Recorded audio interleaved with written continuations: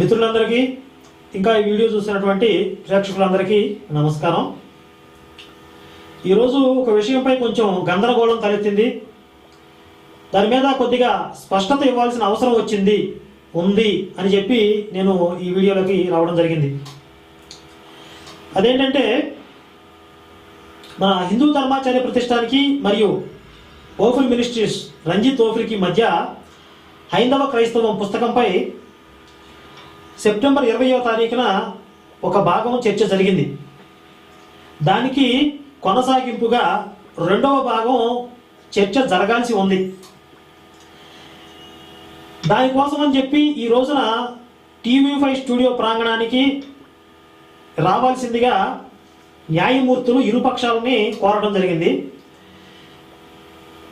ధర్మాచార్య ప్రతిష్టాన్ తరపు నుంచి వారి ప్రతినిధి బృందం అంతా కూడా ఈరోజు టీవీ5 స్టూడియోకి హాజరయ్యారు.